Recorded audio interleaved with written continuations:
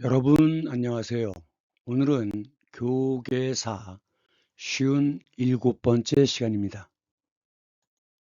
전 시간까지는 그리스와 로마를 중심으로 인류의 역사를 살펴보았습니다. 중고등학교 세계사 교과서는 유럽, 그 중에서도 서유럽 중심으로, 즉 그리스와 로마에서 문명이 시작된 것으로 서술되는 관점이 대단히 많습니다. 결국 그리스 로마라고 하는 것은 라틴 민족이죠.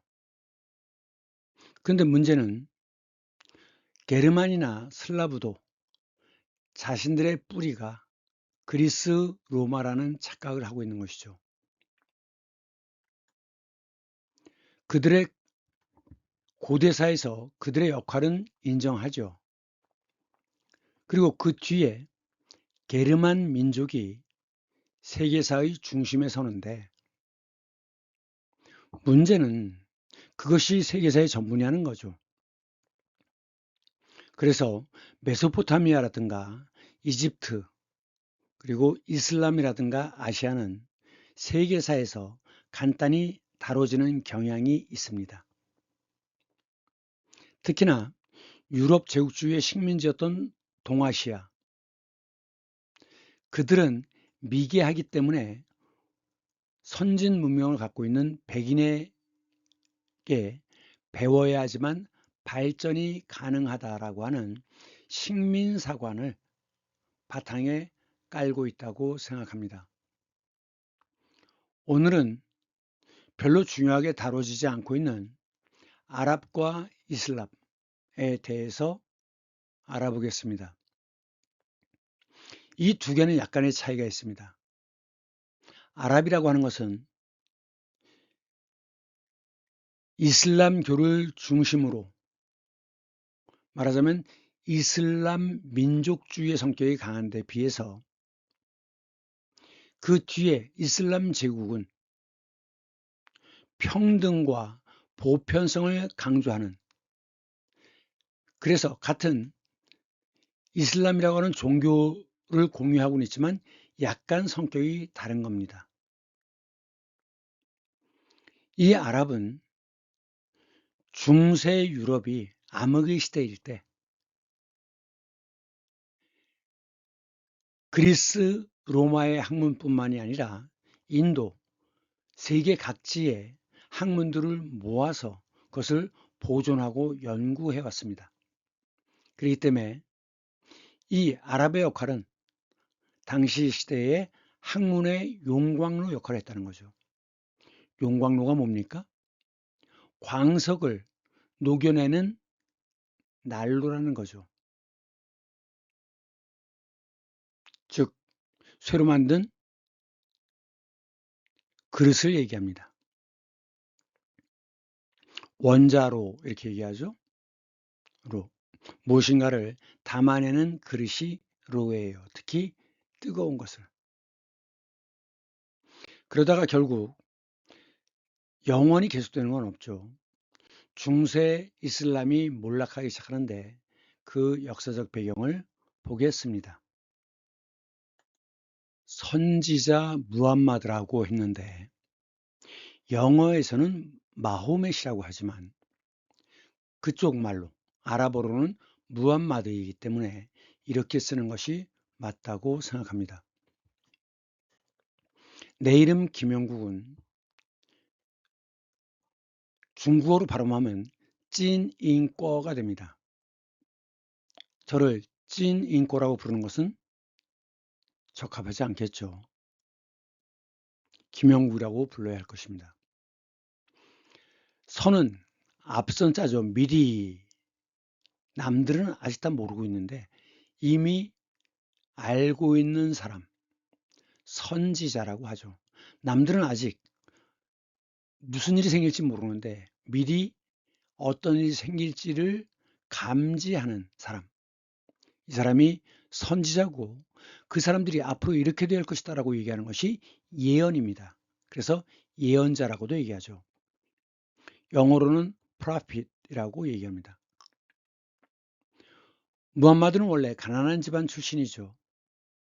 그러다가 상업도시 메카에 정착을 하면서 장사를 했는데, 그때 이제 그 메카는 어떤 도시였느냐?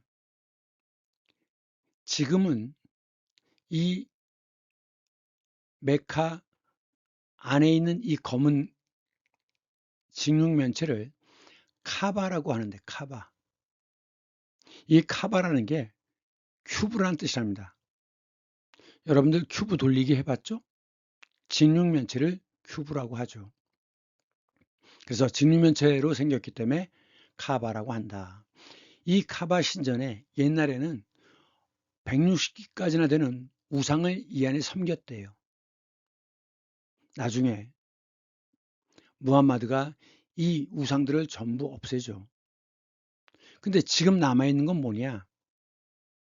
이 안에 검은 돌이 남아있다고 합니다. 검은 돌. 이 검은 돌의 유래는 몇 가지 주장이 있는데, 그 낙원에서 추방된 아담과 하와가 하늘에서 내려오는데 그 아라비아에 정착한다고 합니다. 그때 아담과 함께 내려온 운석, 검은 돌, 이것이라고 얘기를 합니다. 인류학에서는 성경에 나오는 낙원은 바레인일 거라고 추측을 합니다. 중동 사막 지역 중에서도 바레인은 그래도 오아시스가 있는 곳이에요. 그렇기 때문에 그 사막 기후에서 바레인은 당연히 천국이 아니었을까 생각됩니다. 근데 이제 이 홍수가 나가지고 사막이라 하더라도 몇백 년에 한 번씩 엄청난 홍수가 납니다. 그래서 이제 이 신전이 파괴돼서 이 신전 안에 돌을 옮기는데 모든 부족들이 우리가 신성한 부족이니까 우리가 옮기겠다고 할 때 무함마드가 각 부족의 대표가 천을 붙잡게 하고 이 검은 돌을 천 위에다 올려가지고 그래서 옮겼다고 합니다. 그래서 이것은 검은 돌을 옮기는 무함마드라는 그림이에요.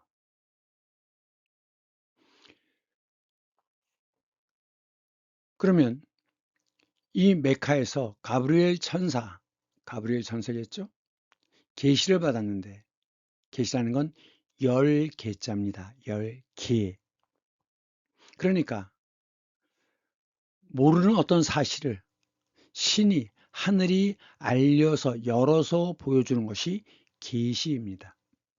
열어서 보여주는 것. 근데 이 그림을 보시면 재밌죠. 지금 가브리엘 천사에 눈, 코, 귀, 입이 없어요. 그리고 지금 금식 기도 중인 이 무함마드도 얼굴이 없습니다. 왜 그럴까요? 네. 사람의 얼굴을 그리는 것은 우상숭배라고 생각하는 것이죠. 그렇기 때문에 이 그림에는 눈, 코, 귀, 입이 없이 천으로 가려져 있는 모습입니다. 이슬람에서는 우상 숭배를 철저히 배격합니다. 그래서 등장한 게 뭐냐? 아라베스크 양식입니다. 지금 이것은 스페인 코르도바 대사원인 메스키타 그 성당 안입니다. 이 무슬림들이 특히 스페인 남부, 포르투갈 남부는 북아프리카에서 넘어온 무어인들이 지배했다 그랬죠. 당연히 무슬림이고 그들이 만든 말굽 아치입니다. 로마의 아치가 있죠. 근데 로마의 아치는 이렇게 반원으로 되어 있는데 이슬람의 아치는 마치 말발굽처럼 더 가운데서 더 밑으로 내려가지고 이렇게 말굽 형태가 됩니다. 말굽 아치예요. 그래서 지붕의 무게를 아치로 받으면서 다시 이것을 밑에 기둥으로 받아주는 모습입니다. 그런데 여기에 들어간 것은 마리아라든가 하나님 이런 그림이 전혀 없죠. 그래서 우상 숭배를 해서는 안 되기 때문에 아라베스크는 식물을 그리거나 아니면 문자, 주로 꾸란의 구절이 되겠죠. 그리고 이렇게 기하학적인 문양, 그럴 문자에 왼쪽에 실사가 들어가면 문이란 뜻입니다. 기하학적인 문양이죠. 우상 숭배를 철저히 배격하기 때문에 그림도 이렇게 얼굴, 눈, 코, 귀, 입을 그리지 않는 거죠. 그런데 이때 언제 가브리엘 천사가 나타났느냐? 초저녁 이렇게 초승달이 뜨고 별이 빛날 때 그때 나타났다고 합니다. 그렇기 때문에 이 이슬람 국가에서는 전부 국기에 초승달과 샛별이 들어갑니다.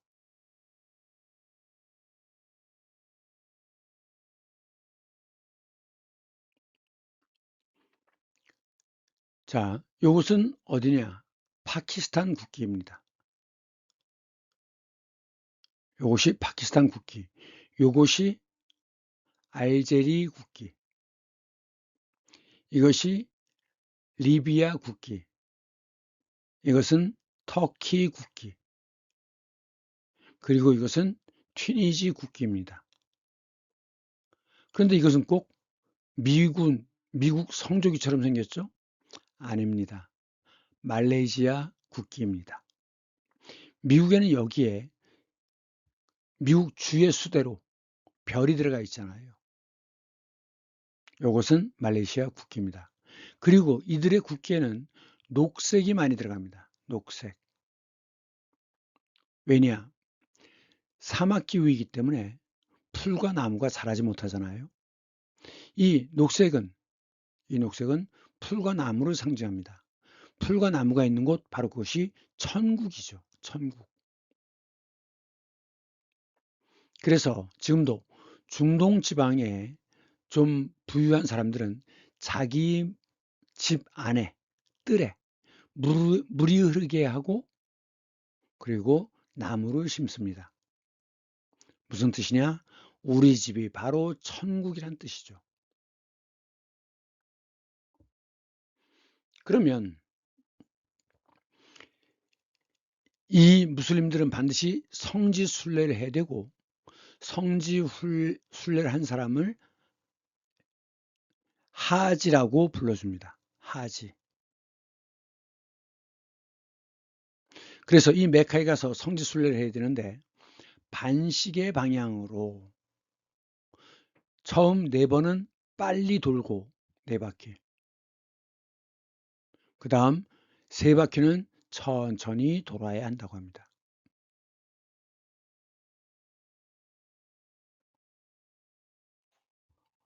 그래서 이것이 끝나면 그러면 하지라는 칭호를 붙여주는데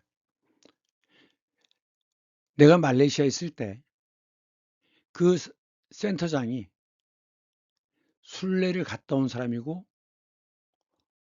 박사고 교수인데 이 무슬림 국가에서는 하지라는 칭호를 제일 앞에 내세웁니다. 닥터나 박사나 프로페서 교수보다도 이것이 훨씬 더 중요하기 때문에 제일 앞에 넣는 거죠. 그래서 무슬림들은 성지순례를 다녀온 것에 대한 자긍심이 대단합니다. 사실 이 메카를 간다는 것은 보통 쉬운 일이 아니에요. 매우 어렵습니다. 비행기를 타고 갔다 오는 것도 그렇지만 가장 중요한 건 뭐냐? 한낮이 되면 온도가 50도를 넘습니다. 죽음이에요. 내가 그쪽에서 한 오전 한 10시쯤 햇빛 아래에 있었는데 그때 온도가 42도밖에 안 됐는데도 햇빛 아래서는 정말 죽음이었습니다. 그것을 버티는 거죠. 그 다음 여러분들 동남아시아 가보셨는지 모르겠는데 동남아시아 무슬림 국가에서는 호텔 천정을 보면 이런 표시가 있습니다. 이걸 끼블라라고 하는데 이게 뭐냐? 메카의 방향입니다. 하루에 5번 기도를 해야 되는데 그 기도하는 방향을 가리키는 거죠. 메카를 가리키는 방향입니다. 따라서 호텔의 위치에 따라서 이 화살표의 방향이 전부 달라지겠죠.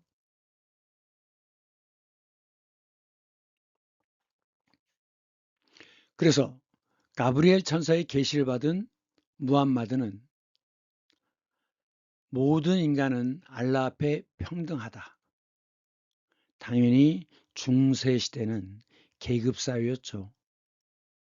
하지만 불교에서처럼 모든 인간은 평등하다고 주장하는 겁니다.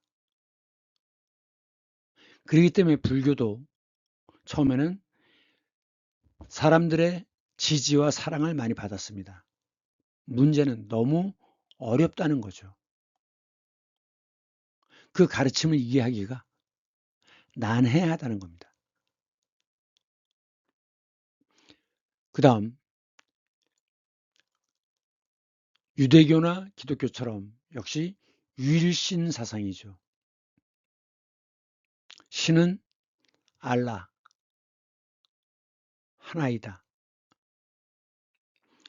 그래서 이 이슬람교도 성경, 구약이 있고 신약이 있지 않습니까? 그 내용을 다 똑같이 공유해요. 그래서 아브라함을 숭배하고 마리아를 숭배하고 예수를 숭배하죠. 그러면 이슬람과 기독교의 차이는 뭐냐? 이슬람에서는 예수, 가장 예수, 기독교에서는 선지자, 하나님의 아들, 예언자라고 하지 않습니까? 프라핏. 하지만 이슬람에서는 예수도 물론 대단히 훌륭한 사람이다. 뛰어난 선지자다. 하지만 예수보다 무함마드가 더 뛰어난 선지자다. 더 뛰어난 예언자다. 요것이 차이입니다. 지금 세계적으로 보면 기독교와 이슬람 사이에 계속 전쟁이 벌어지고 있는데 대단히 다른 종교가 아니에요. 똑같습니다. 다만 이 차이죠. 그런데도 이렇게 싸울 일인가 묻지 않을 수 없습니다. 이 무함마드는 메카에서 사람들에게 무엇이 진정 올바른 사상인가를 전파하고 우상을 때려부셨습니다. 우상에서 우는 인형이란 뜻이에요. 인형. 그러니까 마리아 상을 만들어 놓고 예수의 상을 만들어 놓는 거 실제 인물이 아니잖아요. 그냥 만들어 놓은 나무나 돌이나 대리석이나 석고로 만든 인형 아닙니까? 그래서 철저하게 배격하는 거예요. 그러다 보니까 이 우상 숭배를 하던 쪽에서 탄압을 받겠죠. 그래서 메디나로 이주하는데 이때를 이 사건을 헤지라라고 합니다. 이슬람에서는 매우 중요하기 때문에 이 해 622년 이것을 이슬람 달력의 원년으로 삼습니다. 그러니까 이슬람 역으로 2026년은 요 숫자를 빼야죠. 그럼 서기는 무엇이 기준입니까? 예수의 탄생이죠. 단기는 단군 신화에서 환웅이 신시로 내려온 해입니다. 기원전 2333년이라는 거죠. 이것을 합해야 됩니다. 1970년대까지는 우리나라도 서기와 단기를 같이 썼습니다. 그 다음 불기라는 게 있죠. 불기는 기원전 565년이기 때문에 서기의 요것을 합하면 불기가 됩니다. 그럼 기라는 건 뭐냐? 큰 단위의 시간 덩어리입니다. 그래서 1세기, 2세기라고 할 때 기를 요걸 쓰는 겁니다. 그 다음 백악기 이렇게 쓰죠. 고생대, 중생대에서 다시 그 안에 큰 시간의 덩어리가 기입니다. 백악기. 그랬다가 세력을 얻어가지고 630년에 다시 메카로 입성합니다. 성 안으로 들어온다는 얘기는 뭐죠? 정복했다는 뜻이죠. 그런데 무혈이에요. 이때는 이 이슬람 사상 때문에 오히려 사람들의 지지를 받았던 겁니다. 그래서 카바 신전의 우상을 파괴하면서 세금을 낮추고 모든 사람에게 평등한 참정권을 주었다고 합니다. 그래서 무함마드는 다시 이 이슬람을 포교하기 위해서 매우 애를 썼지만 기존의 나라마다 다 관습이 있고 문화가 있고 권력이 있지 않습니까? 그래서 포교를 위해서 종교를 퍼뜨리기 위해서 정복전쟁을 시작했는데 그 결과 아라비아 반도의 대부분을 통일했죠.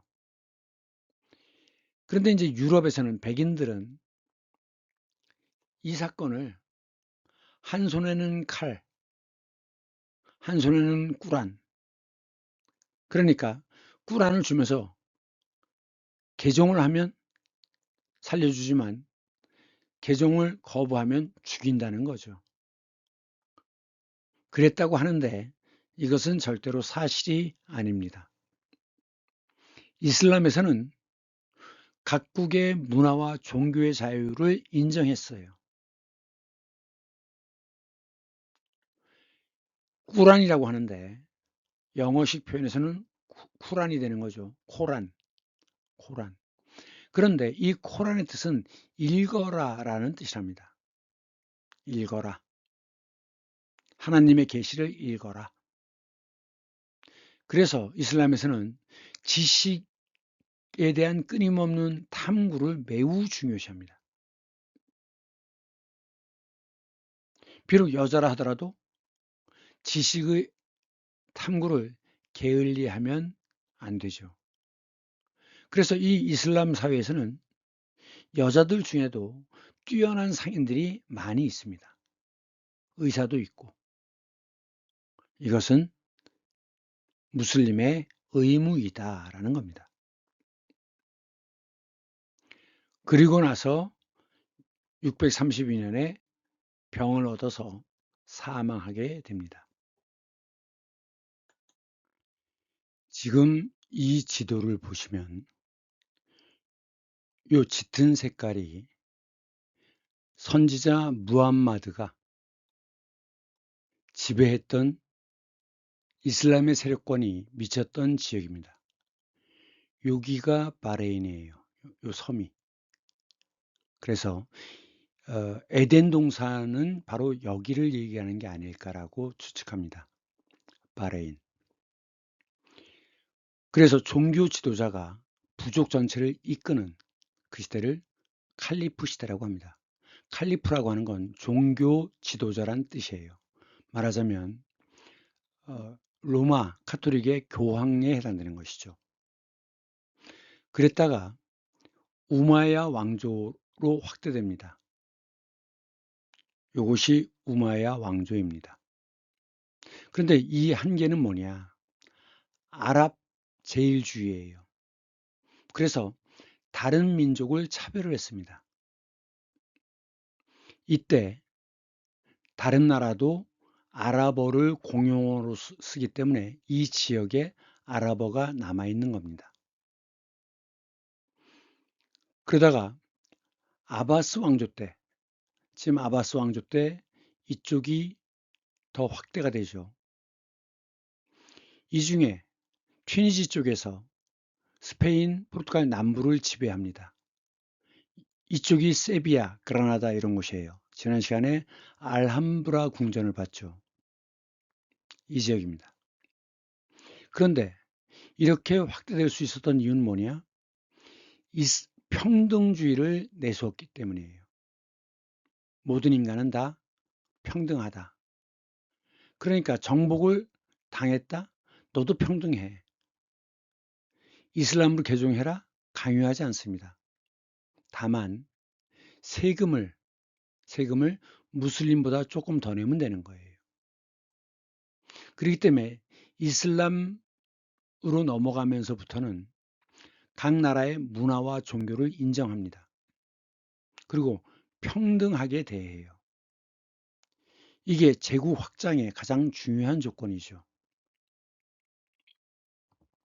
이때 동쪽은 뭐냐? 지금 이게 타클라마칸 사막이거든요. 그리고 시안에서부터 이렇게 오면 이게 실크로드 북로, 천산 북로, 그리고 이게 실크로드 남로, 천산 남로가 됩니다. 그래서 실크로드 길은 두 갈래 길이 있었어요. 그래갖고 여기 좁은 협곡사를 거쳐서 그 다음 우즈베키스탄 중앙아시아로 넘어가는 겁니다. 이 지역, 무슨 스탄이라고 하는 지역이 중앙아시아입니다. 그래갖고 키르기스탄, 우즈베키스탄, 제일 밑에 투르크메니스탄이 있는데 투르크메니스탄이라는 것은 투르크, 즉 돌고래 나라란 뜻입니다.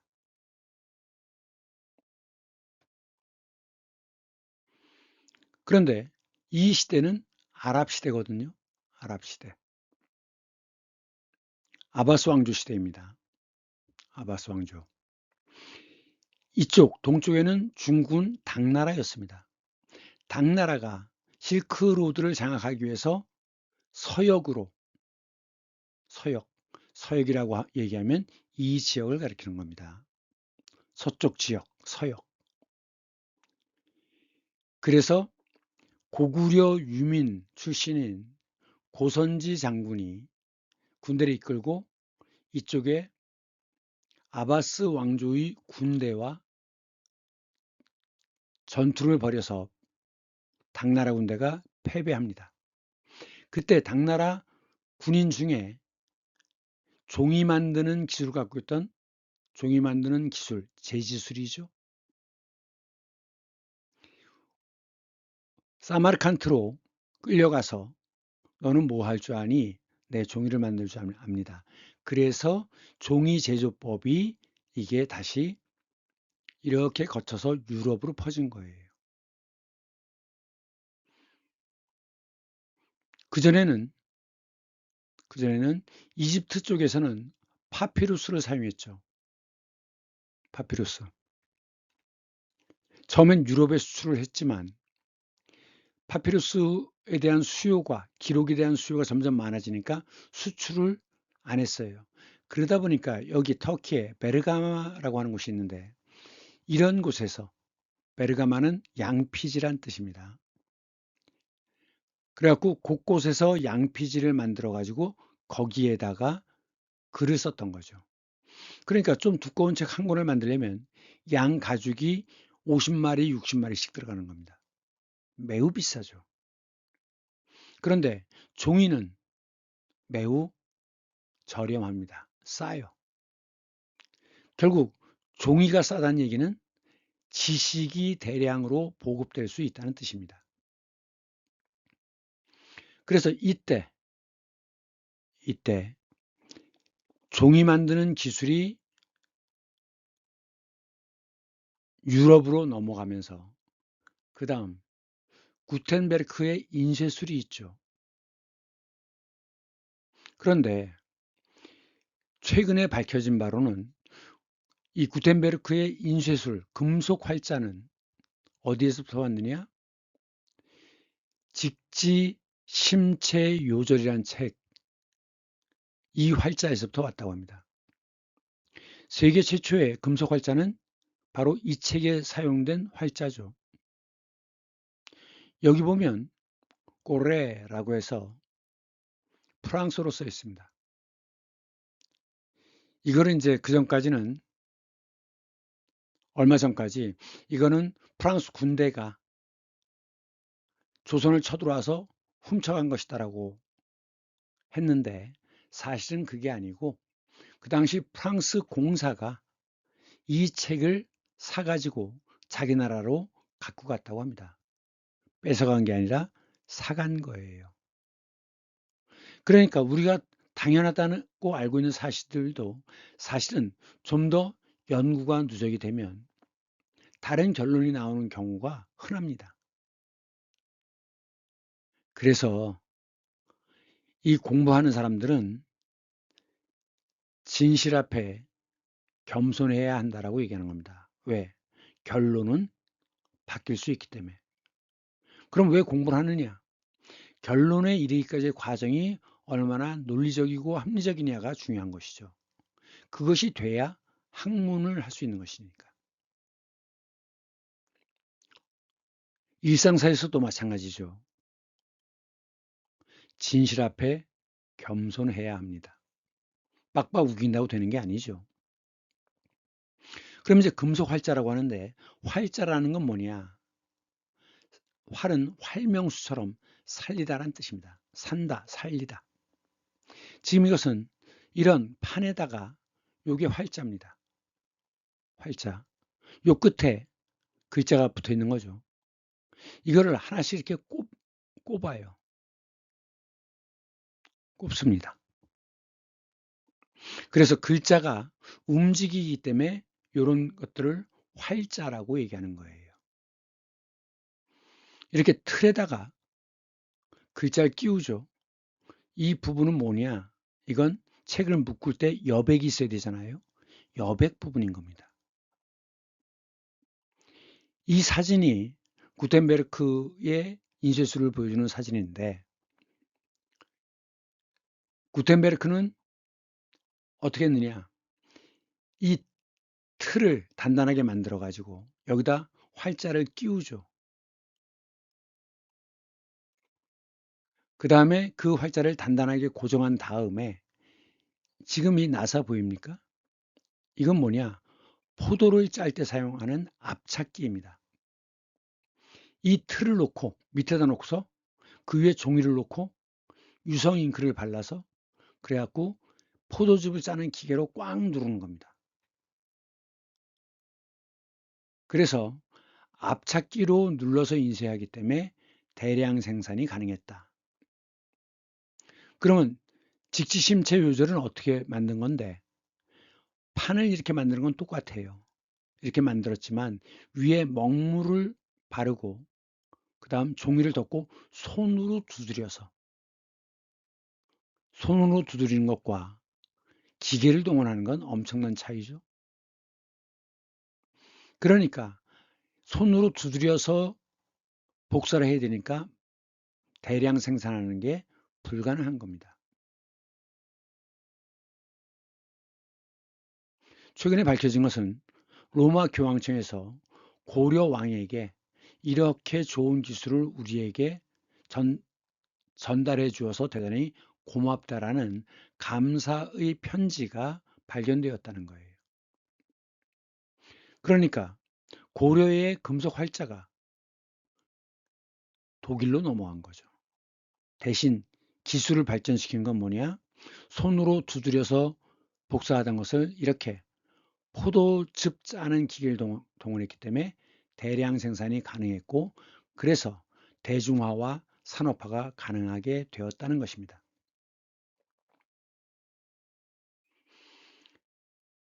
우리가 이제 이슬람이라고 얘기할 때는 바로 이 아바스 왕조부터 시작되는 것인데 그 뒤를 잇는 것이 셀주크 투르크입니다.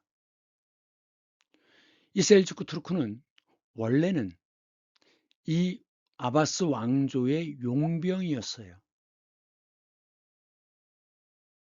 이쪽에 살면서 용병이었습니다. 이때 이 지역이 이슬람화 되는 거예요.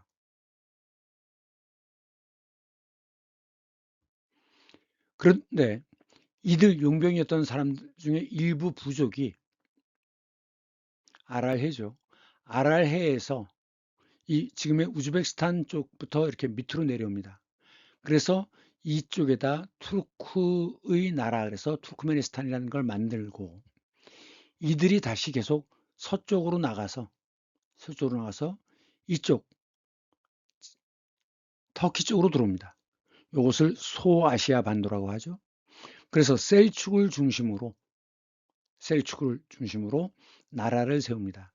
이게 셀주크 투르크예요. 그런데 이 셀주크 투르크는 예루살렘을 두고 이 유럽과 갈등을 일으킵니다. 셀주크 투르크가 이스탄불, 즉 콘스탄티노플이죠. 이쪽을 자꾸 위협하니까 이 동로마 황제가 서로마 교황에게 도와달라고 부탁을 하죠. 그래서 시작된 것이 십자군 전쟁이에요. 로마 교황이 그랬다죠. 이교도를 죽이면 바로 천국행이다. 그래갖고 언어가 다른데 그것을 이교도라고 생각하고서 학살을 하죠. 그런 사건이 대단히 많았습니다. 그리고 나중에 4차 십자군 전쟁 때는 베네치아가 중심이 됐던, 여기가 베네치아죠. 이 군대가 이스탄불로 와서 그 동로마를 정복합니다. 그래서 하기야 소피아 2층에 그 총독의 관이 있다라고 말씀드렸어요. 자, 이 셀juk 투르크는 예루살렘을 놓고 이 기독교와 충돌을 합니다. 그게 바로 십자군 전쟁이죠. 그래서 오랜 기간 십자군 전쟁을 벌이는데 그때 느닷없이 들이닥친 게 뭐냐? 바로 몽골입니다. 그래서 전쟁으로 국력이 많이 소진되었는데 더군다나 강력한 유목민족 몽골이 들어오니까 말을 타고 이동하기 때문에 소문보다 먼저 군대가 도착해요. 대비할 틈이 없는 거죠. 그래갖고 몽골에 의해서 셀juk 투르크가 멸망합니다. 그 중에 한 부족자인 오스만 가지가 세운 나라 오스만 터키입니다. 그래서 이 오스만 터키는 상당 기간 거의 유럽을 지배하는 막강한 나라였어요. 이 오스만 터키의 영토가 오스트리아 빈까지 갑니다. 그래서 빈을 공격하는데 갑자기 일이 생겨가지고 이 오스만 터키 군대가 퇴각합니다. 급하게 퇴각하느라고 그냥 흘리고 온 것이 있는데 그 중에 하나가 커피죠. 오스만 터키는 아프리카에서 생산됐던 터키를 일상생활에서 즐겼어요. 급히 철수하고 커피가 담긴 가방을 놓고 왔는데 이 빈 사람들이 이게 뭐냐 그래가지고 비엔나 커피가 시작된 겁니다. 오스트리아, 즉 독일어로는 빈이지만 영어로는 비엔나죠. 비엔나 커피가 그래서 시작돼요. 사실은 이 서양 정식에서 처음에 숲이 나오고 뭐 이렇게 이런 과정을 거쳐서 나중에 디저트로 끝나는, 이것도 원래는 터키의 궁중에서 먹던 음식 방식입니다. 그러니까 오스만 터키의 문화가 유럽으로 전파된 게 굉장히 많아요. 최초의 군악대도 오스만 터키입니다. 그랬는데 이 실크로드를 오스만 터키가 막으니까 스페인과 포르투갈에서는 바다를 통해서 이 인도로 가려고 했습니다. 그래서 콜럼버스의 경우에도 자기가 도착한 땅이 인도라고 생각한 거죠. 나중에 그렇지 않다는 사실을 알게 됐어요. 그래서 이름을 어떻게 바꿨습니까? 콜럼버스가 발견한 땅은 서쪽에 있는 인도, 그래서 서인도, 그리고 원래 인도는 동인도 이렇게 불렀죠. 그리고 신대륙에 사는 사람들을 인도 사람이라고 해서 이들을 인디안이라고 부르는 거죠. 인디안. 결국 유럽의 대항해는 인도와 동남아시아의 향신료를 얻기 위해서 막혀있는 오스만 터키를 우회하기 위해서 시작된 것입니다. 그 뒤에 영국은 삼시 정책을 사용해요. 삼시 정책이 뭐냐? C로 시작되는 세 개의 도시 어디입니까? 카이로, 케이프타운, 그리고 인도, 캘커타입니다. 캘커타는 여기에 있어요. 그래서 이렇게 해서 세계를 장악하려고 하는 거죠. 그래서 이것을 삼시 정책이라고 하고, 아프리카에서는 카이로에서 케이프타운으로 이렇게 내려가기 때문에, 자, 세로가 뭐죠? 종이죠. 종. 그래서 이것을 종단 정책이라고 하는 데 비해서 프랑스는 요 톡 튀어나온 부분, 다카르부터 시작해서 여기 아주 작은 나라가 있습니다. 지부티까지. 이렇게 자기들의 나라를, 식민지를 세우려고 했어요. 그렇기 때문에 이 종단 정책과 횡단 정책이 아프리카에서 충돌합니다. 횡은 가로란 뜻이에요. 가로. 그렇기 때문에 횡단보도라고 얘기하죠. 그리고 횡은 뜻밖의란 뜻도 있습니다. 그래서 뜻밖의 얻는 재물을 횡재했다라고 하는 거죠. 횡재. 느닷없이 당하는 나쁜 일, 그것이 횡액입니다. 갑자기 죽는 것, 횡사죠. 횡사. 두 가지 뜻이 있습니다. 그거에 비해서 후발주자인 독일, 그 당시 이름은 프로이센이었죠. 프로이센. 여기는 삼비정책입니다. 뭐냐? 여기 베를린부터 시작해서 이스탄불이지만 그전에도 계속 비잔틴이라고 불렀죠. 그리고 바그다드를 연결하려고 하는 거예요.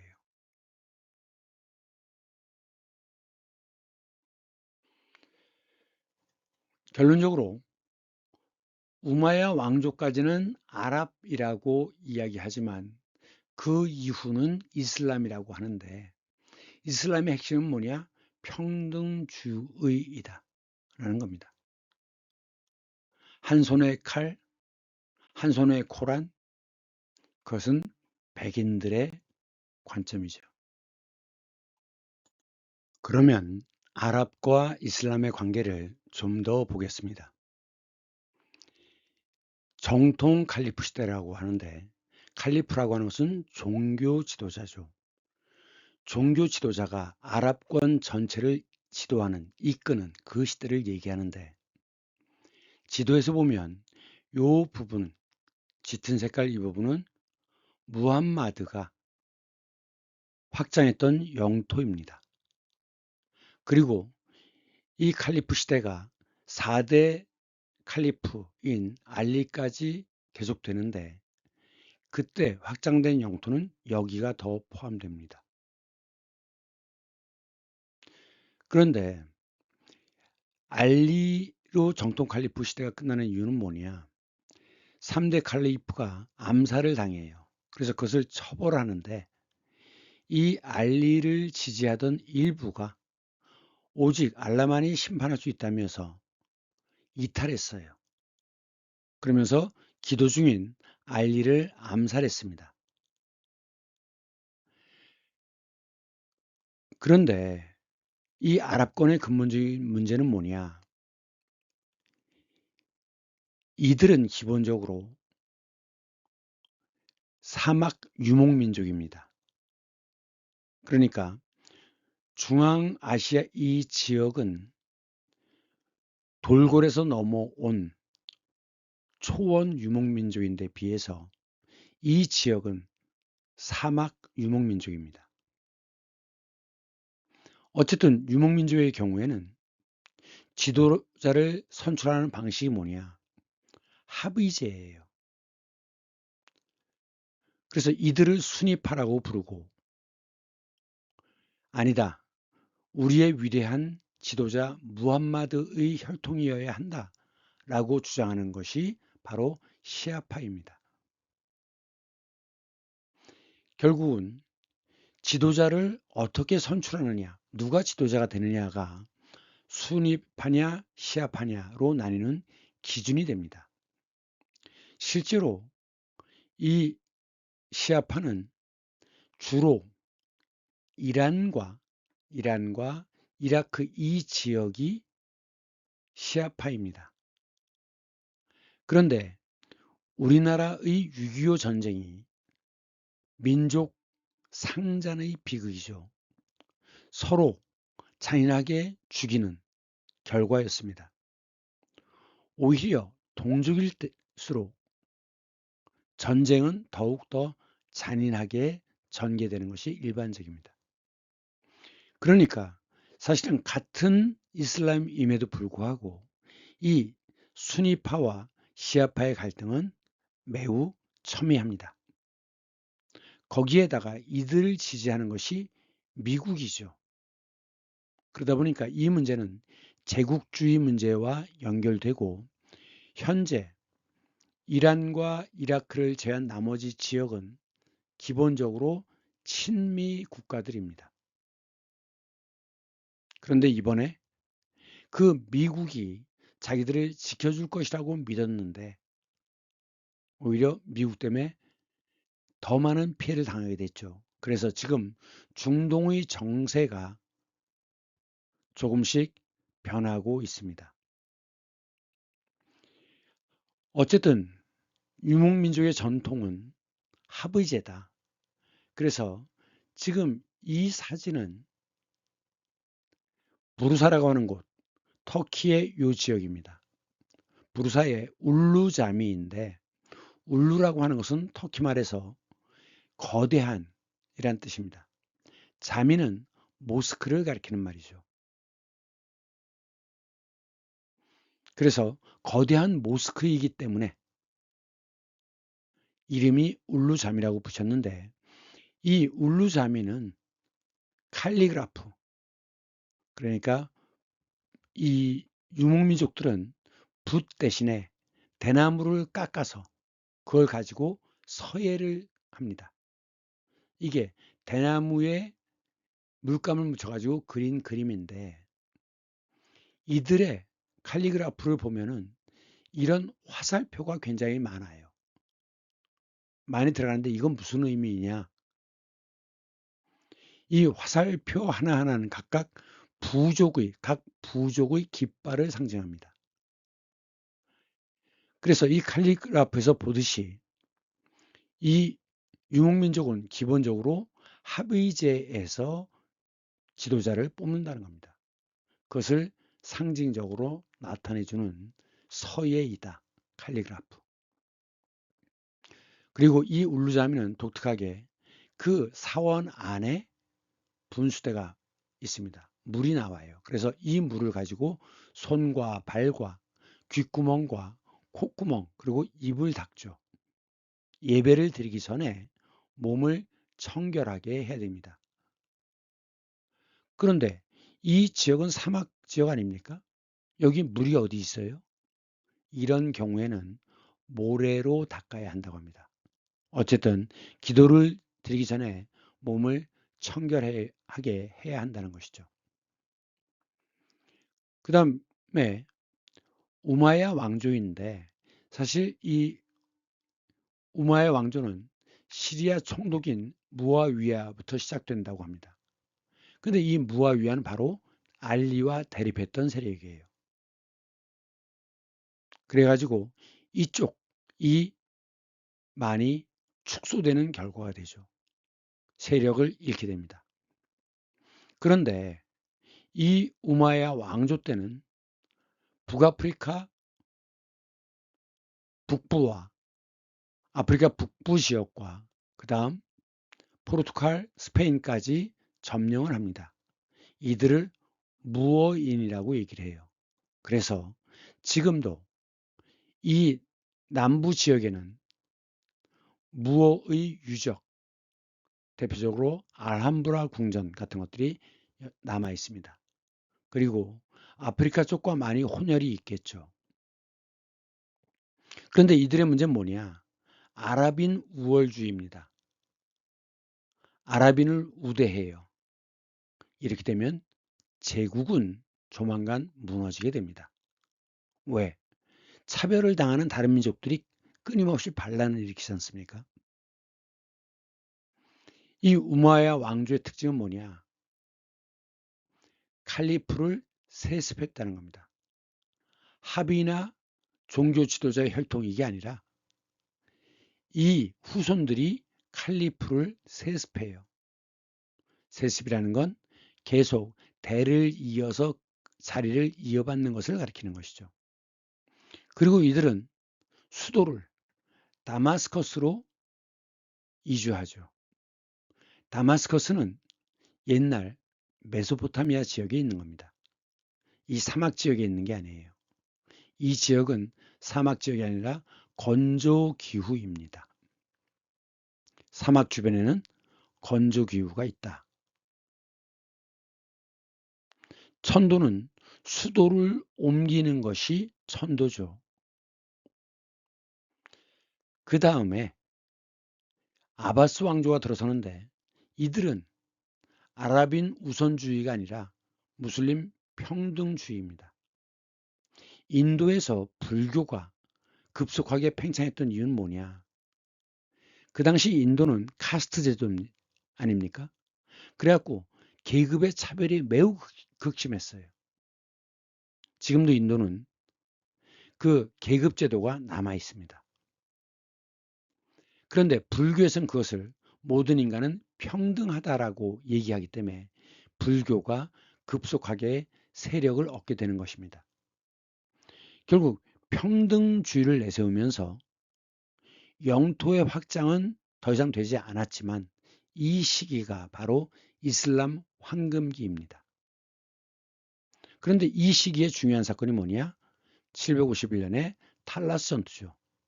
앞에서 얘기한 것처럼 이 탈라스 전투는 중앙아시아, 즉 실크로드를 차지하기 위한 전쟁입니다. 이 중앙아시아를 서역이라고 부릅니다. 서쪽 지역이란 뜻이죠. 하지만 서역이라고 하면 중앙아시아를 가리키는 말입니다. 이 탈라스 전투로 당의 종이를 만드는 기술이 우즈베키스탄, 중앙아시아 이쪽을 거쳐서 유럽으로 넘어가게 됩니다. 왜 제지술이 중요하냐? 이집트의 경우에는 파피루스라고 하는 풀을 겹쳐가지고 종이를 만들었죠. 근데 문제는 잘 부서진다는 거예요. 이것은 파피루스 위에 그려진 그림이죠. 그래서 두루마리로 사용하지만 잘 부서진다는 문제가 있었어요. 그런데 이 이집트에서 자기들도 파피루스가 부족하니까 파피루스를 유럽 쪽으로 수출하는 것을 금지시켰습니다. 그렇기 때문에 유럽에서는 양피지를 사용하기 시작했죠. 양의 가죽을 벗겨서 이렇게 늘려가지고 못을 박아서 길게 늘려가지고 편편하게 펴니다. 이것이 양피지인데 터키 말로 베르가몬이라고 합니다. 그래서 양피지를 주로 생산했던 지역이 어디였느냐? 여기 베르가마라고 하는 곳이 있습니다. 그러면 중국에서 종이를 발명하기 전에는 어떻게 기록을 했느냐? 대나무를 가늘게 쪼개가지고 가늘게 쪼개서 그걸 실로 엮어서 이 대나무 하나하나마다 글을 썼죠. 그래갖고 실로 엮어서 두루마리로 책을 사용했던 겁니다. 그런데 앞에서 얘기한 것처럼 물론 활자는 금속 활자는 중국에서부터 먼저 시작됐지만 고려 때 직지심체 요절이라는 책이 있는데 이것을 금속 활자로 만들었죠. 그래서 이것이 최초의 금속 활자다. 이것이 이제 유럽으로 넘어가면서 구텐베르크가 금속 활자를 이용한 책을 대량으로 찍어내게 된 겁니다. 그러면 이 두 가지 기술이 결합되는데 종이로 만드니까 양피지에 비해서 엄청나게 가격이 싸지죠. 결국은 이 싼 종이 덕분에 지식혁명이 일어나고 학문이 발전하게 되는 것이라는 거죠.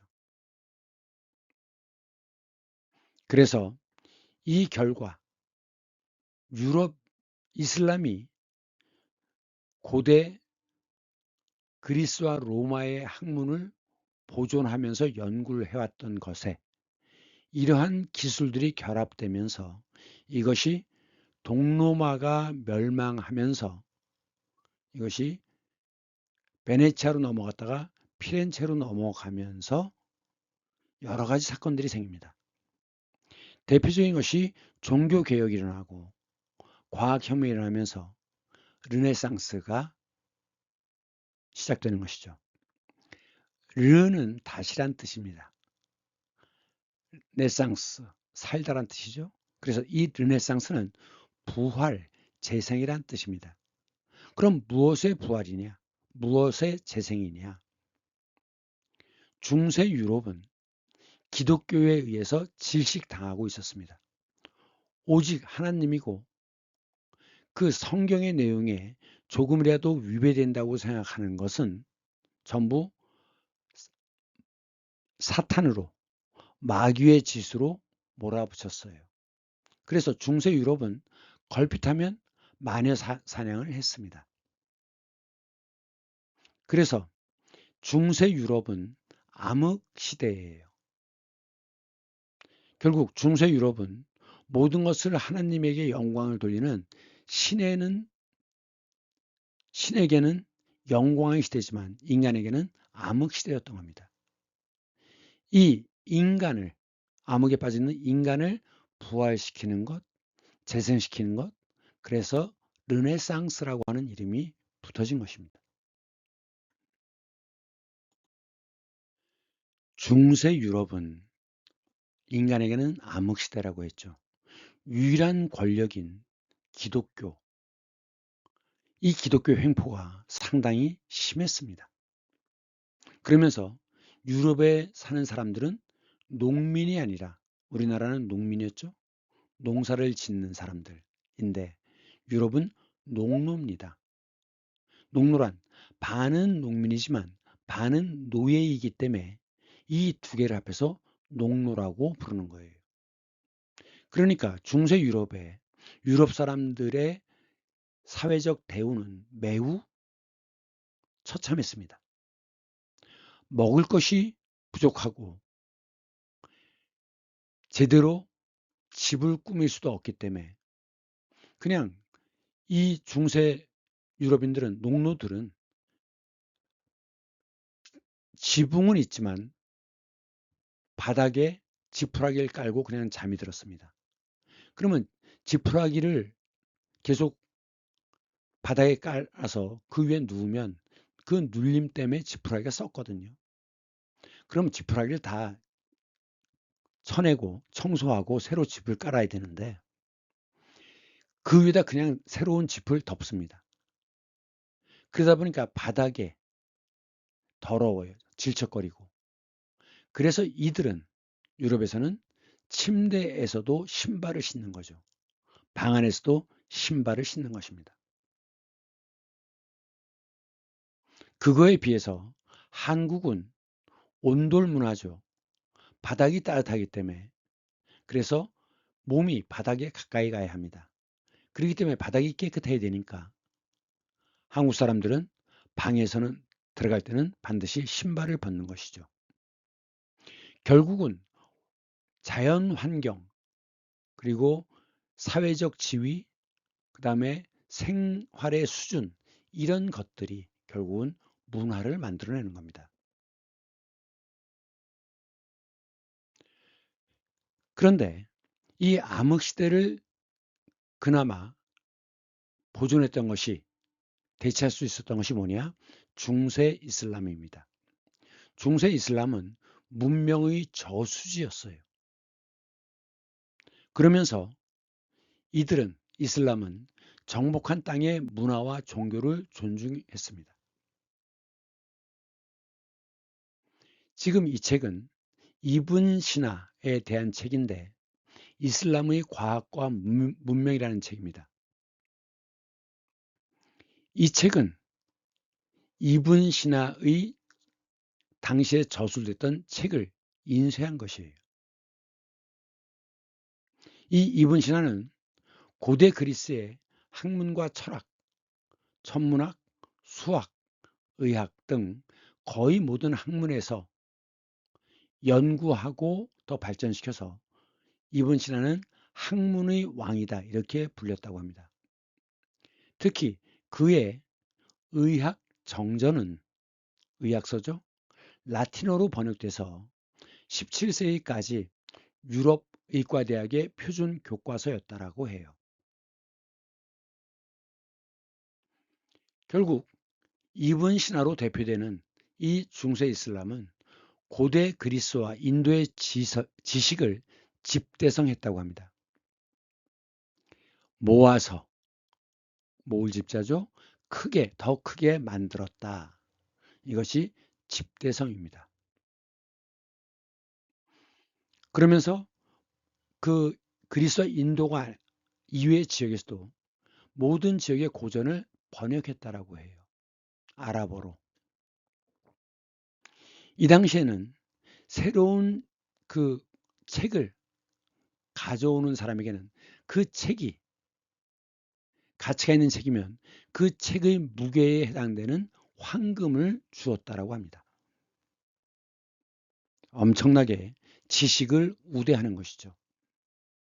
그래서 결국 이것이 유럽 근대의 시작인 르네상스에 영향을 주게 되는 것이라는 겁니다.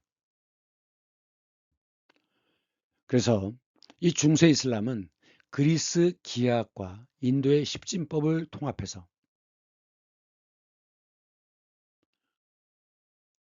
십진법이라는 거 알죠? 1부터 9까지. 만일 9를 넘어가면 단위수가 하나 더 위로 올라가는 것이죠. 그래서 9까지는 한 자리지만 10은 9를 넘어가기 때문에 두 자리가 되는 거예요. 이것이 진법입니다. 그러면서 광학, 빛의 원리가 무엇인가? 이게 광학입니다. 철학, 천문학, 지리학, 자연과학, 그 다음에 연금술. 이 연금술이라고 하는 것은 그 물질을 섞어서 새로운 물질, 즉 금을 만들어낼 수 있다라고 믿었던 것이 연금술이에요. 그래서 이 중세 이슬람에는 수많은 도서관과 학교를 세웠다고 합니다. 그래서 세계 최초의 대학과 병원은 중세 이슬람 시대에 세워진 것이다라는 거죠. 그러면서 특히 이 이슬람은 화학에 뛰어났다고 그래요. 알코올, 지금은 이제 술의 성분이 알코올이죠.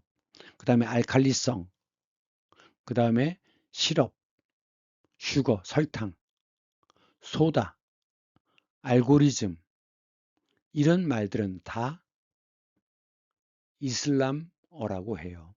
특히 이슬람어는 명사의 경우는 앞에 R이 들어갑니다. 그래서 이슬람에서 얘기하는 그 신도 알라잖아요. 그래서 이 R이 들어가는 것들은 대부분 이슬람어이다 라고 짐작하면 됩니다. 요즘도 많이 쓰는 게 알고리즘이죠. 여러분들 컴퓨터의 원리 아시나요? 자, 컴퓨터는 어떤 정보가 입력되면 그렇다라고 하면 yes. 이 yes는 참이라는 뜻입니다. 이것이 컴퓨터에서는 1로 표기가 돼요. 그리고 아니다 라고 하면 이쪽으로 더 이상 안 가겠죠. yes에서 다시 다음 단계에서 yes, no로 나뉘고, 그 다음에 이제 no는 더 이상 회로가 들어가지 않잖아요. yes일 때 그러면 뭐 이렇게 해서 다시 yes, no 이렇게 넘어가는, 즉 참이냐 거짓이냐, 1이냐 0이냐로 결론을 찾아가는 과정입니다. 이것을 알고리즘이라고 얘기를 해요. 원래는 알고리즘은 십진법으로 계산하던 것인데 컴퓨터는 이진법이죠. 그래서 그 컴퓨터의 순우리말은 뭡니까? 샘틀입니다. 계산하는 틀이라는 거예요. 비행기의 순우리말 나이틀이라고 하죠. 컴퓨터는 샘틀, 셈하는 기계라는 거죠. 샘틀. 근데 원리는 1과 0. 이 0과 1을 넘으면 단위가 하나 올라가요. 이것이 이진법입니다. 그렇기 때문에 2는 이진법에서 1, 0으로 표현돼야 되죠. 4는 2의 제곱이니까 100이 되는 겁니다. 하여간 이것이 알고리즘인데 지금은 이 알고리즘의 의미를 더 확대해서 문제 해결을 위해서 정해진 절차나 방법을 알고리즘이라고 얘기합니다. 그래서 설명서라는 의미를 지녀요. 예를 들면 라면을 끓일 때 어떻게 끓이느냐? 라면 봉지에 써 있죠. 물이 팔팔 끓을 때까지. 그 다음에 끓으면 면과 스프를 넣고 그 다음에 뚜껑을 덮고 3분을 기다려라. 그러면 완성되는 거죠. 즉 알고리즘이라는 것은 문제 해결의 순서를 가리키는 겁니다. 그래서 내비게이션 앱에서 길을 찾을 때도 내비게이션이 시간과 거리, 혼잡도를 고려해 가지고 길을 찾지 않습니까? 결국 문제를 해결하는 과정, 이것이 알고리즘이란 뜻이 됩니다. 그렇기 때문에 유튜브에서도 구독자의 시청 기록을 분석해서 영상을 추천해 주죠. 그것이 알고리즘입니다. 그 다음 무슬림의 의무, 이것은 문화와 관련된 부분이니까 좀 설명을 하려고 합니다. 무슬림의 의미는 제일 첫째, 신앙 고백을 해야 된답니다. 알라만이 유일한 신이다 라는 신앙 고백. 그리고 하루에 5번 기도를 해야 됩니다. 동트기 전, 정오, 오후, 그 다음에 해진 다음에, 그리고 밤에 5번을 기도를 해야 된다는 거죠.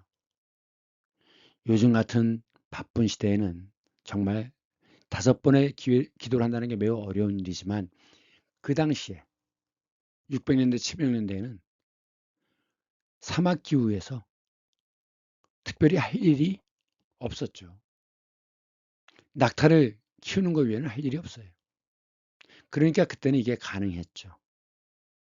그럼에도 불구하고 현대에서도 무함마드의 가르침대로 하루에 5번, 대부분의 사람들은 하루에 5번 기도를 하고 있습니다. 그 다음 이 의미 중 하나가 뭐냐면 자선입니다. 자비를 베풀고 선한 행위를 하라는 겁니다. 그래서 보통 자기 수입의 2.5% 정도를 이웃을 위해서 자선을 베풀라는 겁니다. 그에 비해서 기독교는 11조가 있죠. 11조라는 건 뭐냐면 11, 이것은 10분의 1이란 뜻입니다. 조는 조세, 세금이란 뜻이죠.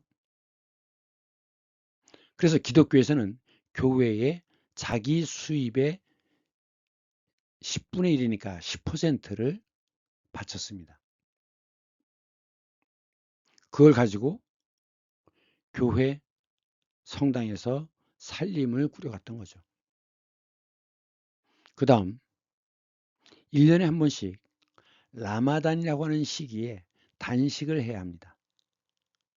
해가 떠 있는 동안에는 물도 마시면 안 돼요. 그런데 이제 해가 지고 난 다음에 그때는 하루 동안 굶주렸던 것을 해결해야죠. 이때도 역시 부자들은 자선을 베풀어야 합니다. 가장 큰 명절이기 때문에 부자들은 농촌에서 양을 사다가 도살을 해서 양고기를 중심으로 가난한 자들한테 이 고기와 빵을 대접해야 합니다. 자선을 베풀어야 돼요. 그런데 지금도 그렇지만 양고기는 소고기보다 훨씬 비쌉니다. 그러면 이제 이때 라마단 기간에 부자들은 농촌에서 대량으로 양을 구입하잖아요. 그러면 이제 농촌과 도시의 관계는 어떠냐? 지금도 한국을 보면 청년들이 도시로 특히 서울로 많이 모여들죠. 왜? 농촌에는 일자리가 없으니까. 바꿔 얘기하면 도시가 농촌의 부를 계속 빨아들입니다. 그러니까 모든 부가 대도시에 모이고 특히 우리나라는 부산이라고 하는 제2의 도시도 지금 무너져 가고 있죠. 모든 부가 있으니까 세금으로 교통이라든가 이런 복지 혜택이 많지 않습니까? 문화시설도 많고. 그러다 보니까 전국의 부는 다 서울로 빨리고 있는 겁니다.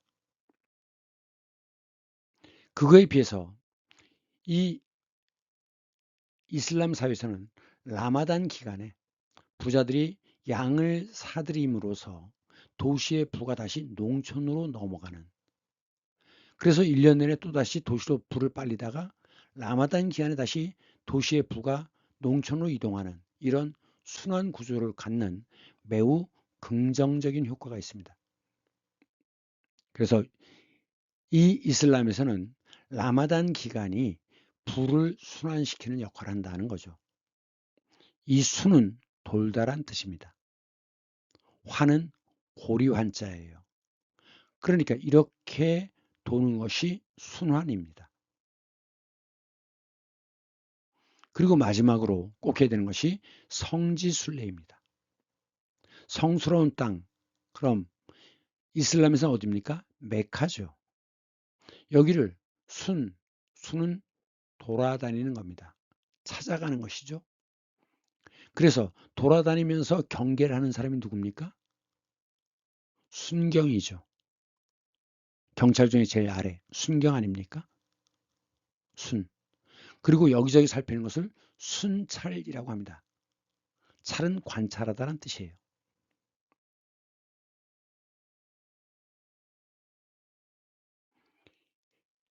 영어로는 필그림이라고 하죠. 이 메카로 순례를 다녀온 사람들은 하지라는 칭호를 붙여주는데 이 하지는 메카 순례 갈 때 흰 옷을 입고 가야 됩니다.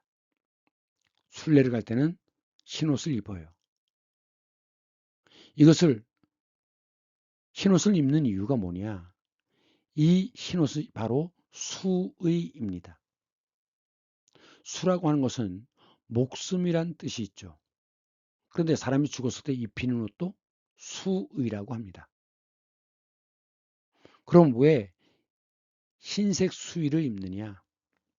원래 순례는 순례를 가서 성지에서 자기의 죄를 고백하는 것입니다. 그러면 고백하고서 죄의 사함을 받죠. 사라고 하는 것은 면제시키다, 벗어나게 하다는 뜻입니다. 즉 죄에서 벗어나게 한다는 거죠.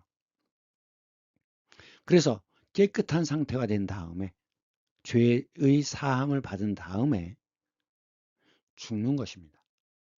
그렇기 때문에 순례를 가는 것은 바로 죽으러 가는 거예요. 죽기 전에 죄의 사함을 받아야 되는 거죠. 죄진 사람의 그 죄를 벗겨주는 것을 사면이라고 하잖아요.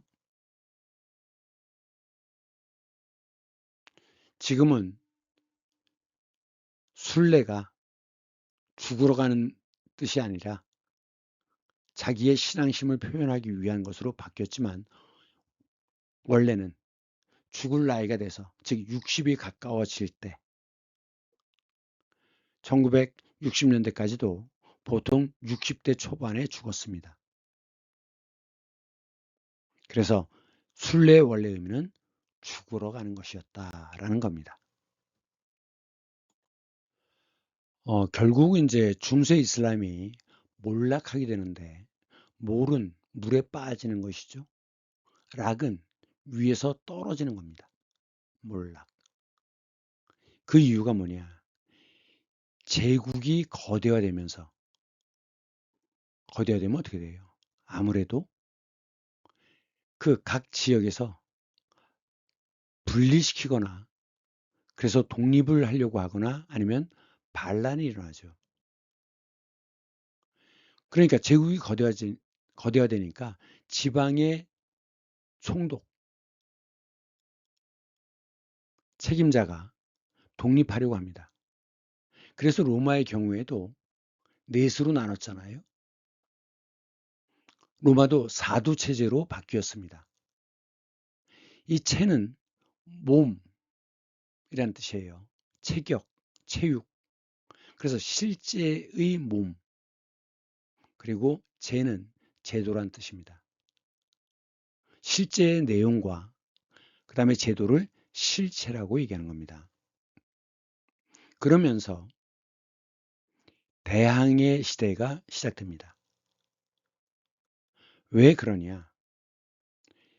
지금 여기가 오스만 터키잖아요. 거대한 제국이죠. 실크로드를 통해서 오는 그런 중국의 물품과 그 다음 말레이시아, 동남아시아 쪽에서 오는 향신료를 이 오스만 터키에서 차단해요. 왜? 자기들이 세금을 더 받아서 비싼 거에 파니까. 그러기 때문에 그 당시에 강대국이었던 스페인은 새로운 항로를 찾아서 나가는 겁니다. 그래가지고 돌다가 아프리카 남단에 희망봉을 찾아서 그래가지고 예멘을 해서 인도를 거쳐서 이렇게 넘어가는 길을 새로 찾아냈죠. 그것을 해양 실크로드라고 얘기합니다. 결국은 대항해 시대가 시작된 이유는 오스만 터키가 실크로드와 향신료 무역을 장악하고 있었기 때문이에요. 그러니까 이 유럽의 나라들은 그전에는 이 터키까지 온 것, 비잔티움, 동로모까지 온 것을 받아가지고 유럽 각지에 팔아서 중개무역을 했어요. 중개무역이란 생산지와 소비지를 연결해 주는 것이 중개무역이죠. 실크로드와 동남아의 향신료, 향은 향기롭다는 것이고 신은 맵다는 뜻이에요. 자, 신라면이죠. 매울신자입니다. 매울신. 아이고 쉬어. 그 시다와는 다릅니다.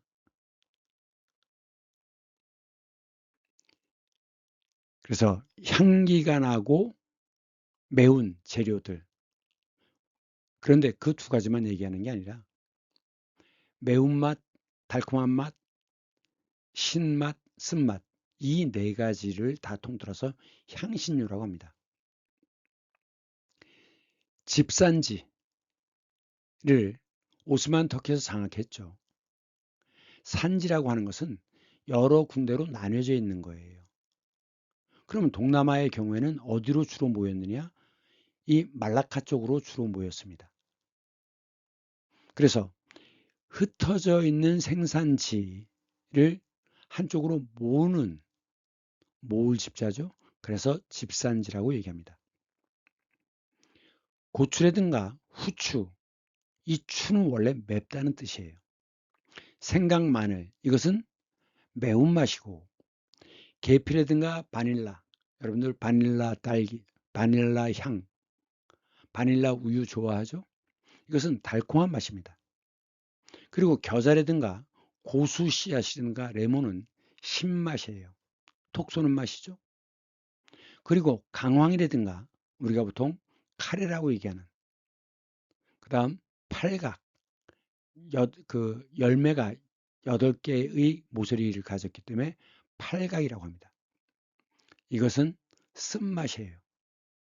그래서 동남아시아의 특히 태국의 요리를 먹어보면 이 네 가지 맛이 항상 들어갑니다.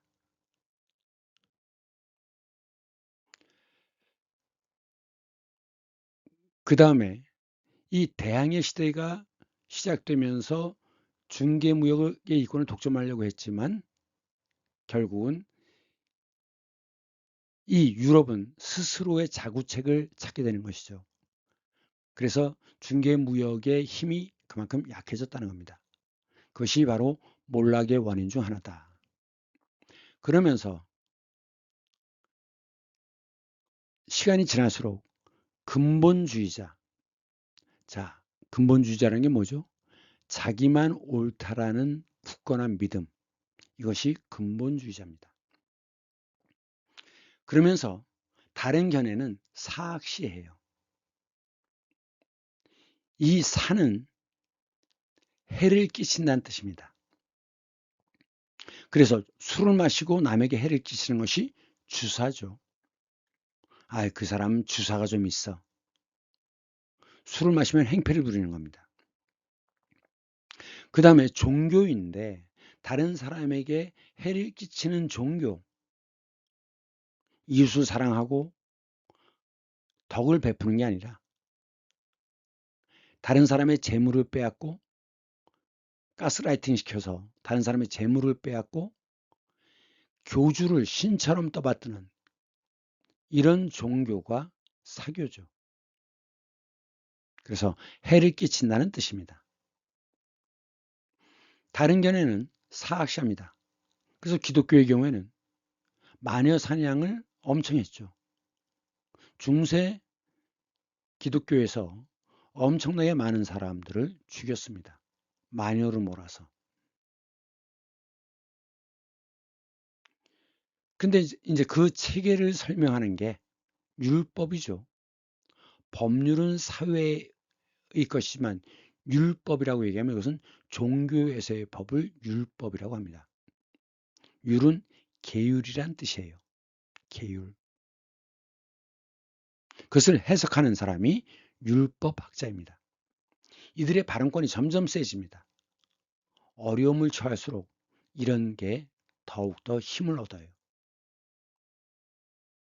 그래서 지금 미국의 경우에도 그 기독교 근본주의자인 마가 세력이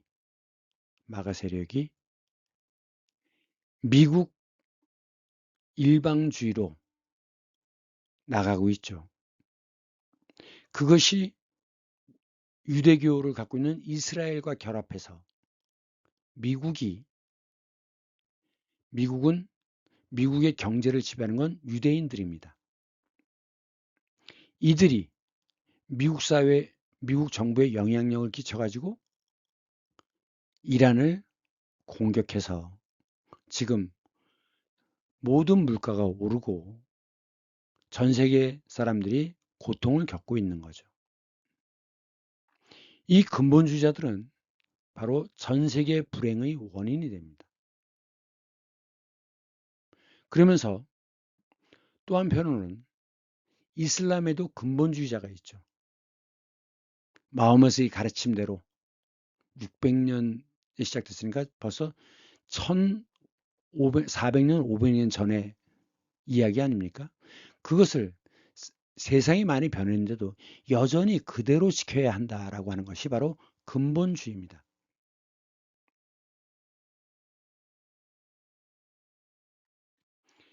그래서 이들이 득세를 하면 그 사회는 유연성이 사라지고 부드러울 부드러울 연자죠. 여러분들 세탁기에 집어넣는 섬유 유연제 알죠? 네, 부드럽게 만든다는 뜻입니다. 유연한 게 아니라 더욱더 경직돼 가요. 그러면서 문제 해결 능력이 점점 없어집니다. 결국은 뭐죠? 멸망으로 가는 수밖에 없는 거죠. 거기에다가 치명적인 치는 다다르다, 도달하다란 뜻이에요. 명은 목숨입니다. 생명. 그러니까 목숨을 위협한다란 뜻이 돼요. 치명적인 몽골이 침입합니다. 몽골은 여기에서 시작된 유목민족이지만 말을 타고 계속 이동하기 때문에 옛날엔 어땠느냐? 이상한 놈들이 나타난대 라고 하면 그 부대가 도착하려면 보통 2달, 3달 이상 걸리기 때문에 그 사이에 방어를 할 준비를 하는데 몽골 군대는 말을 타고 계속 말 위에서 자고 먹는다고 그러죠. 실제로 정말 말 위에서 자는지는 모르겠지만 그래서 말을 타고 계속 이동해요. 그런데 유럽의 말은 2시간만 달리면 퍼져버립니다. 하지만 몽골은 자기 말을 한 마리를 더 데리고 다녀요.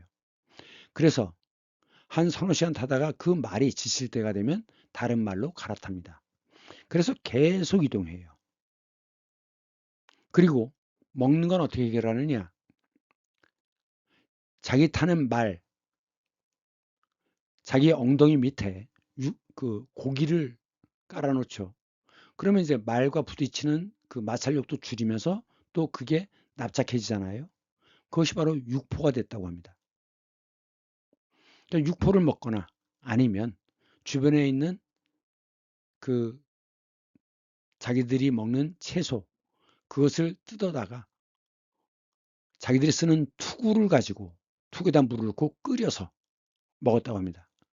그것이 바로 샤브샤브의 유래라고 얘기를 해요. 몽골 군대가 순식간에 방어할 틈도 없이 준비할 틈도 없이 순식간에 들이닥쳐서 그냥 전멸당합니다. 몽골은 한 번은 항복할 기회를 주지만 항복하지 않으면 수레바퀴보다 더 키가 큰 남자는 전부 죽여버립니다. 징기스칸도 그때 수레바퀴보다도 징기스칸의 키가 작았기 때문에 살아남았죠. 기준이 수레바퀴입니다. 수레바퀴의 높이. 순식간에 몽골이 휩쓸고 들어와 가지고 이 바그다드를 함락시킵니다. 그래서 아바스 왕국이 몰락하게 돼요. 패망하게 됩니다. 그래서 이 몽골은 각 지역마다 칸의 나라를 세웁니다. 그래서 몽골은 여기 있지만 칸의 나라가 굉장히 많습니다. 그런데 자, 예를 들면 여기 보면 일한국이라고 있습니다. 이 일은 복종하다란 뜻이에요. 한은 칸, 칸. 이 칸은 칸이라고도 있지만 한이라고도 있습니다. 그래서 이 일한국이라는 것은 칸에게 복종하는 나라, 즉 칸의 분국이다. 자, 학교에도 분교가 있죠. 그런 것처럼 나누는 겁니다. 즉 몽골의 나라란 뜻이죠. 이 한은 칸이란 뜻이라는 점을 기억해야 합니다. 그래서 이 이란국이 나중에 인도를 점령해요. 인도 북부를. 그래서 무굴 제국을 세우는데 이 무굴이라고 하는 것은 몽골의 페르시아 발음이라고 합니다. 몽골. 칸, 무굴 다 몽골에서 유래된 것이다 라는 점을 기억해야 합니다. 그러면서도 무슬림에는 기본 덕목이 있어요. 의무 5가지가 있지만 기본적인 덕목도 있다. 가장 중요한 건 형제입니다. 형제애. 실제로 이 무슬림들은 부부가 아이를 낳으면 이 아이가 한 10살쯤 될 때까지 아버지가 그 이슬람에 대해서 가르치죠. 그러면 이 아이가 한 10살쯤만 되면 그 밑에 동생들 있지 않습니까? 그럼 이 아이가 장남이 동생들에게 이슬람에 대해서 가르친다고 합니다. 그러니까 이 이슬람에서는 형은 그냥 형이 아니라 자기의 정신적 스승인 거죠. 그렇기 때문에 이 무슬림들의 경우는 형제애가 매우 중요합니다. 그렇기 때문에 옛날에 이라크에서 전쟁이 터졌을 때 모든 무슬림은 같은 형제라는 거죠. 그래서 인도네시아라든가 이런 무슬림들이 이라크 전쟁에 참가를 했었습니다. 가장 중요한 건 형제애다. 그럼 기독교에서는 뭐가 중요하다고 하죠? 오른뺨을 때리면 왼뺨도 내놓아라. 사랑이고 불교에서는 자비가 가장 기본적인 덕목이죠. 그런데 또 중요한 건 뭐냐? 비록 적이라 하더라도 도움을 청하면 그 도움에 응해야 한다는 겁니다. 응답하라 뭐 이런 드라마 있죠? 응한다, 반응을 한다는 뜻이에요. 답은 대답한다는 거죠. 반응을 하여 대답하는 것이 응답입니다. 그래서 무슬림들에게 도움을 청하면 무슬림들은 그 도움을 반드시 응답을 해야 한다는 겁니다. 그 유럽의 미국의 백인들이 만든 세계사에서 이슬람은 상당히 왜곡되어 있다라고 하는 점을 다시 한번 강조합니다. 또다시 미안하다는 말씀을 드려야겠네요. 여태까지 제가 만든 동영상 중에서 이번 회가 가장 깁니다. 줄이려고 어떻게 하지만 노력을 하지만 하나의 덩어리로 되어 있는 것이기 때문에 분리한다는 게 좀 아닌 것 같아서 그냥 길지만 한 편으로 만들었습니다. 다음 시간에는 셀축 투르크와 오스만 투르크 이것이 유럽과의 역사에서 세계사에서 매우 중요한 사건입니다. 그렇기 때문에 몽골 지역에서 시작됐던 돌궐이 투르크가 지금은 터키의 이름이 튀르키예로 바뀌었죠. 그래서 이 투르크의 역사는 매우 중요하기 때문에 다음 시간에는 여기에 대해서만 좀 짧게 하도록 노력하겠습니다. 수고 많았습니다. 다음 시간에 다시 만나요.